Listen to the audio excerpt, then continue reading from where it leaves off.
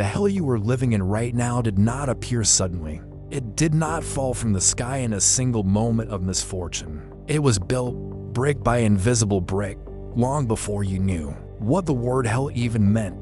It began in rooms where you were small, where voices spoke over you, where eyes watched you with judgment or with indifference.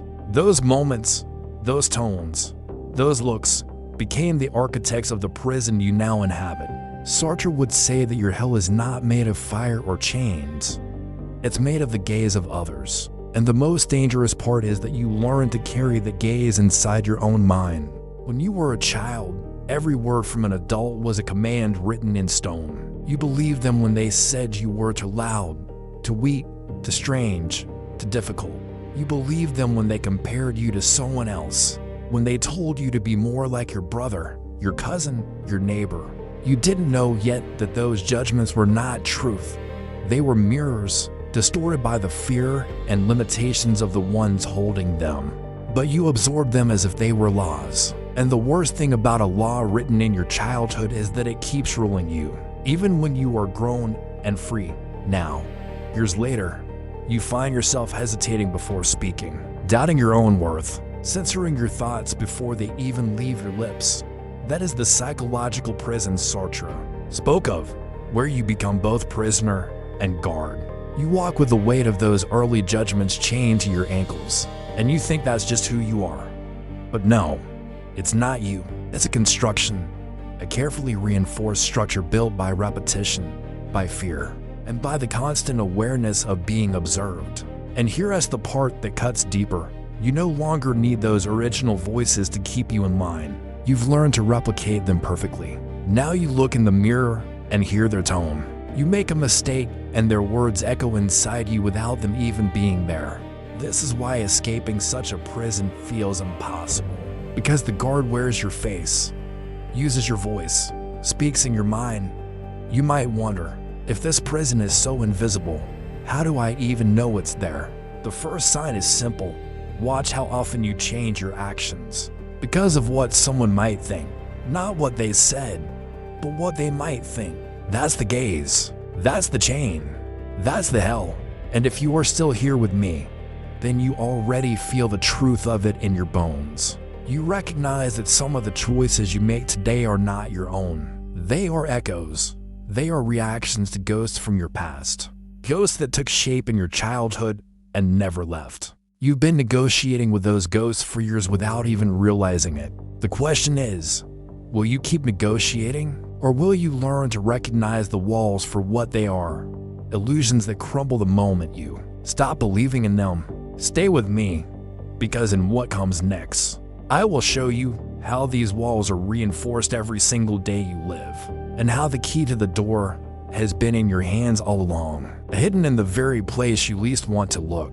You've carried this weight for so long that you stop noticing it. It is like the air inside a stale room. You don't realize how suffocating it is until you step outside. But here is the cruel genius of this prison. Most people never step outside. They decorate their cell, paint the walls with comforting lies, and tell themselves it's home. And they don't do it because they enjoy suffering. They do it because freedom, real freedom, is terrifying. Sartre understood this better than anyone. The moment you realize you are free, you are also fully responsible for everything you do. And that burden is heavier than any chain.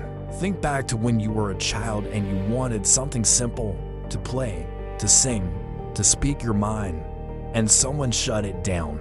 They said no, or they laughed, or they ignored you. At that moment, you learned that expressing yourself came with a price. And so, little by little, you stopped trying. You shrank your voice. You built walls inside your own head, not to keep others out, but to keep yourself in. That's how the prison grows, not by force, but by training. And this is why so many never escape. They've been trained to believe the walls are there for their own good. Don't speak, you'll embarrass yourself. Don't try, you'll fail. Don't dream, you'll get hurt. These were not just warnings, they were spells, cast over you so early that now you recite them without realizing it. You think they are your thoughts, your caution, your wisdom. But in truth, They are the voice of someone else, long gone, but still ruling you from the shadows. The prison changes shape over time. In your 20s, it might look like people pleasing, doing anything to avoid conflict. In your 30s, it might become the fear of chasing what you truly want, because it would mean risking the approval you've been trained to crave. And by the time you realize what's happening, you've spent decades walking in circles inside a cell with the door wide open. And here's the most dangerous part. The gaze of others is no longer just out there. It lives inside you. You judge yourself before anyone else can. You reject yourself before anyone else has the chance. You punish yourself for wanting more, because the child in you still believes that wanting more is dangerous. And so, you become your own jailer, locking the door every morning without even thinking about it. But there's a crack in the wall. It's been there all along. Every time you felt a spark, an idea you didn't say out loud, a dream you didn't share, a truth you swallowed, that was the key calling you. The question is, do you dare to pick it up? Because here's the truth no one wants to admit. Escaping this prison will cost you. It will cost you the approval of people who are comfortable with your chains. It will cost you the identity you've built around being safe. It will cost you the version of yourself that the child in you was trained to become. And yet, ask yourself this: what is the greater cost? Living free and paying the price once, or living chained and paying it every day for the rest of your life? If you feel the question burning in your chest right now, then stay close. In the next breath, we're going deeper into the place where the prison was first built, so you can see exactly who was holding the blueprint and why you've been following it without question. Walk back with me to the first hallway where the blueprint was drawn. You will not find monsters there. You will find tired faces, overworked hands, teachers with crowded classrooms, parents who were once children too. That is the cruel symmetry of this place. The people who shaped your prison were themselves prisoners. They handed you the rules they were handed. They taught you how to survive inside the walls they never escaped. This does not excuse the wounds, but it explains the pattern. And patterns, once seen, can be broken. Sartre would say they offered you a role: the smart one, the quiet one, the difficult one, the peacekeeper, and you accepted the role because refusal felt like exile. You learned to be an object in other people's stories, not the author of your own. That is the essence of the gaze. When someone looks at you, and in that look, you forget you are a living subject with choices. You become a thing to be approved, corrected, used, praised. From that day, you started asking, before every decision, not what do I want, but who do they need me to be? Here is the turning screw. The child who once needed approval to feel safe grew into an adult who still bargains with approval to feel real. That bargaining has a name in Sartre's language: bad faith. It is the quiet deal you make with yourself to avoid the terror of freedom. You pretend you are a fixed thing. I am shy. I am unlucky. I am not leadership material. Because if you are a fixed thing, you don't have to choose. You don't have to risk. You don't have to carry the weight of being free. Bad faith is warm. It is soft. It is the blanket you pull over your eyes when the light hurts. But blankets suffocate. And there is a moment, maybe this one, when you realize the warmth is a lie. That is the crack. Push it. Practical step 1. Name the gaze. Take a pen and write 3 names whose opinions still control you. Next to each name, write the sentence that their voice repeats in your head. Keep the sentences short. Don't be loud. Be useful. Don't fail. Now read them out loud and add to words. They said, not I am, not I can't. They said, feel the shift. You move the chain from your throat to your hand. You can see it now. Chains that are seen can be cut. Practical step 2. Return the role. Tonight, stand alone in a quiet room. Place a chair in front of you and imagine one of those people sitting there. Speak the role back to the empty chair. You needed me to be the quiet one so your world felt stable. I needed your approval to feel safe. I don't need that role anymore. Breathe. Do not fight the tremble in your legs. Fear is just the alarm that rings when a door opens. Practical step 3. commit a small act of treason. Tomorrow, choose one action that breaks the old rule by 1 inch. If the rule was don't ask one question in a meeting. If the rule was don't dream, write your dream on a paper and carry it in your pocket all day like contraband. If the rule was don't be seen, post to honest sentences online with your name on them. Small treasons become new laws. You will feel the backlash inside first. The inner guard will hiss, "Who do you think you are?" Answer plainly, not the child who needed your permission. Say it out loud.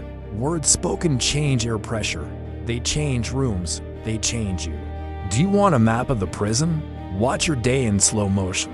Notice when you laugh at a joke you don't find funny. Notice when you swallow a no and say yes. Notice when you apologize for existing, for taking time, for asking, for choosing. Each one marks a corridor. Draw them, literally draw them on paper. It will look absurd. A tangle of arrows and boxes. Good. Absurdity is how the mind exposes lies. Then draw a door on that map and write one word above it: choice. Here is a truth your childhood never told you. You are condemned to be free. Condemned, not blessed, because freedom carries the sentence of responsibility. No one is coming to sign your permission slip.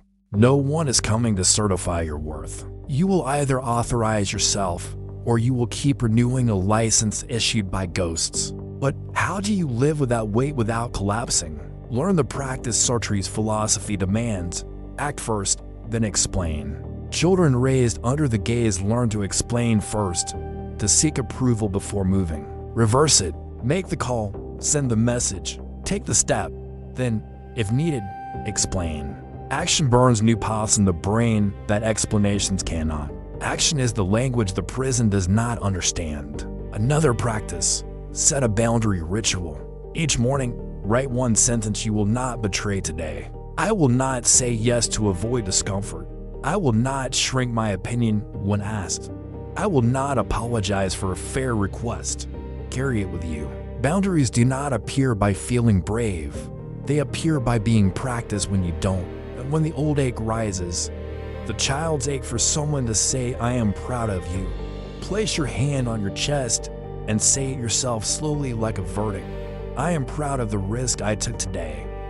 It will feel wrong the first times. Of course it will. Your mouth has spent years speaking the prison's language. Teach it a new one. You might ask, but what about the people who still expect the old me? They will test you. Some will laugh. Some will punish you with distance. Understand what this is. It is the ecosystem protecting itself. You changing threatens the old balance that kept everyone comfortable. Respect their discomfort and keep moving. If your freedom requires universal permission, it is not freedom. It is a longer leash. Listen closely. There is a sound beneath your fear, a low note like a distant drum. It began beating when you were small and refused to die. It beats when you tell the truth and your voice shakes. It beats when you say no and your hands sweat. That sound is your life insisting. The prison hates that sound because it cannot command it. You do not need to get louder to hear it. You need to get honest. One more exercise, simple and unbearable. Sit in a quiet place for 5 minutes and do nothing. No phone. No music. No scrolling. Watch the panic rise as if something terrible is about to happen. That panic is the gaze with no one in the room. The pure residue of childhood fear. Stay. Breathe. Count 10 slow exhales. The terror will not kill you. It will pass. And on the other side, you will find a silence that belongs to you. Own it. Make a habit of it. A mind that can sit in silence without begging for approval is a mind that cannot be caged. Let us make a pact. You and I, here in the dark. You will not wait for courage to act. You will act so that courage has a reason to show up. You will not ask the walls to be kind. You will learn their shape and walk through them. You will not worship the childhood verdicts as sacred law. You will honor the child by refusing to live as their fear required. If you feel something loosening, don't rush to label it. Don't announce it. Protect it. It is a flame in wind. Build a small shield around it. Fewer explanations, tighter boundaries, cleaner language. Do not say I can't. Say I won't. Do not say I'm sorry for asking. Say thank you for considering. Words change posture. Posture changes fate. Now, breathe. The door is nearer. In the last part, I will show you what to do the moment you step outside. How not to run back to the cell you know, how to build a life where the gaze of others can land on you, but cannot own you, and how to transform the pain of your childhood into a power that belongs only to you. Stay, and if these words reached you, whisper it in the comments. I see the door. That is your signal to yourself and to everyone silently watching that the old map is burning. When you step outside the prison for the first time, it will not feel like sunlight on your face. It will feel like standing on a cliff with no guardrails. The air will be too big. The choices will be too many. Your mind will ache for the small, predictable pain it knew inside. This is why so many escape and then quietly return. Freedom is not a single act. It is a daily defiance. Sartre warned that existence is not fixed. It is something you create moment by moment, and that truth is both a gift and a threat. Because now there is no one to blame. Every step is yours. You will notice, almost immediately, the voices calling you back. They will not sound like orders. They will sound like comfort. You were safer before. It's too risky out here. Remember how easy it was when you didn't have to decide. That's not nostalgia. That's the architecture of the old cell trying to rebuild itself in your mind. Your job is not to destroy the voices. They will always whisper. Your job is to keep walking anyway. Start small. Choose one thing each day that is entirely for you, with no regard for the gaze of others. It could be wearing something they would not approve of, speaking a truth you have swallowed, or taking a step toward a dream you've hidden. Do it not to prove them wrong, but to prove to yourself that the door remains open. And here is the hardest truth. You cannot fully erase the past. The child who learned to live in fear will always be part of you. The goal is not to kill that child. The goal is to take them by the hand and lead them through the door with you, to show them that the world is bigger than the walls they grew up in. Every time you make a choice without asking for permission, you are rewriting their story. You are showing them that they were never the problem. The cage was. Expect loneliness at first. The people who thrive on the smaller version of you will not celebrate your expansion. Some will drift. Some will try to pull you back. This is the tax of transformation. Pay it gladly, because the ones who remain will see you, not the role you were trained to play. And new ones will arrive. People who are not threatened by your freedom. People who walk their own paths without needing you to shrink. You may wonder, what if I fail? Let me tell you, you will. That is part of it. The difference is that now, failure will be yours. It will not be the failure of living someone else's life. And a failure that is truly yours is never wasted. It teaches, it strengthens, it deepens your courage. And when the night comes, because it will, and you feel the old fear pressing in, remember this: the gaze of others can land on you, but it cannot define you without your consent. The cell door is still open. The key is still in your hand. The only guard left is the one you choose to be. Now I ask you, and I want you to answer in the comments, not for me, but for yourself. Are you still living in the cell, or have you taken the first step outside? If you have, write the words, I have left the door. Let it be your public declaration that the hell built in your childhood will not be your eternity. Because the truth is simple and terrible and liberating. The hell you live in today has everything to do with your past. But the life you can have tomorrow has everything to do with what you choose now.